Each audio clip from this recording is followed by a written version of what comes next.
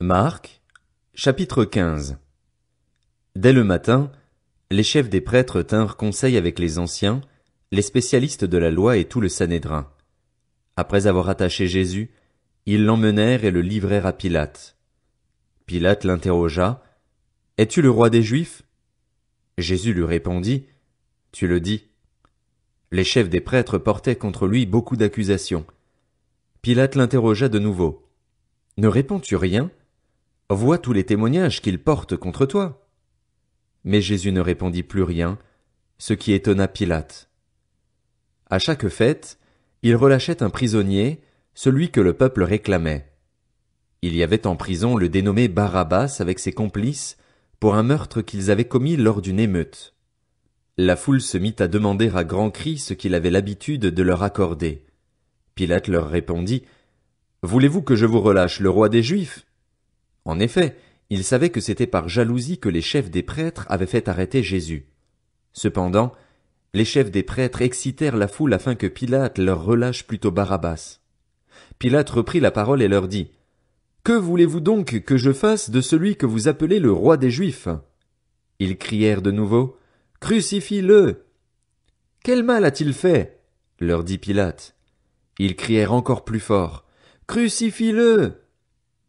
Voulant satisfaire la foule, Pilate leur relâcha Barabbas et, après avoir fait fouetter Jésus, il le livra à la crucifixion.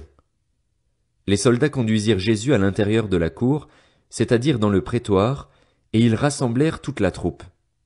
Ils lui mirent un habit pourpre et posèrent sur sa tête une couronne d'épines qu'ils avaient tressée. Puis ils se mirent à le saluer. « Salut, roi des Juifs !» Ils lui frappaient la tête avec un roseau, crachaient sur lui et se mettaient à genoux pour se prosterner devant lui. Après s'être ainsi moqués de lui, ils lui enlevèrent l'habit pourpre, lui remirent ses vêtements et l'emmenèrent pour le crucifier. Ils forcèrent un passant qui revenait des champs à porter la croix de Jésus.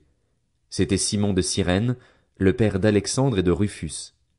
Ils conduisirent Jésus à l'endroit appelé Golgotha, ce qui signifie lieu du crâne. Ils lui donnèrent à boire du vin mêlé de myrrhe, mais il ne le prit pas. Ils le crucifièrent, puis ils se partagèrent ses vêtements en tirant au sort pour savoir ce que chacun aurait. C'était 9 heures du matin quand ils le crucifièrent.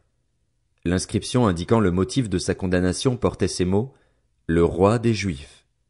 Ils crucifièrent avec lui 2 brigands, l'un à sa droite et l'autre à sa gauche. Ainsi fut accompli ce que dit l'Écriture, « Il a été compté parmi les criminels ». Les passants l'insultaient et secouaient la tête en disant, « Hé, toi qui détruis le temple et qui le reconstruis en 3 jours, sauve-toi toi-même, descends de la croix. » Les chefs des prêtres, avec les spécialistes de la loi, se moquaient aussi entre eux et disaient, « Il en a sauvé d'autres et il ne peut pas se sauver lui-même. » Que le Messie, le roi d'Israël, descende maintenant de la croix, afin que nous voyions et que nous croyions. Ceux qui étaient crucifiés avec lui l'insultaient aussi. À midi, il y eut des ténèbres sur tout le pays, jusqu'à 3 heures de l'après-midi.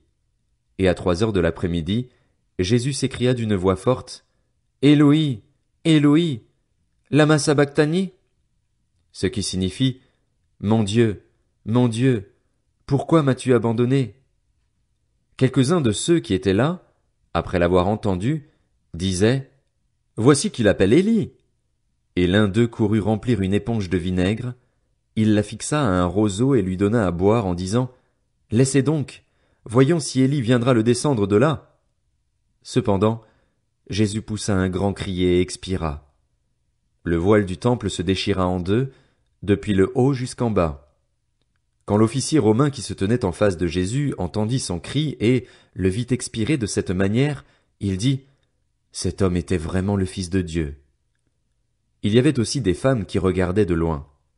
Parmi elles était Marie de Magdala, Marie, mère de Jacques le jeune et de Josès, ainsi que Salomé, qui le suivait et le servait lorsqu'il était en Galilée, et beaucoup d'autres femmes qui étaient aussi montées avec lui à Jérusalem.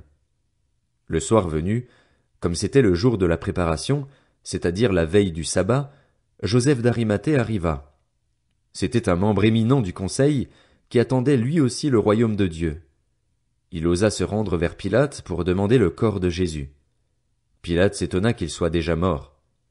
Il fit venir l'officier et lui demanda si Jésus était mort depuis longtemps.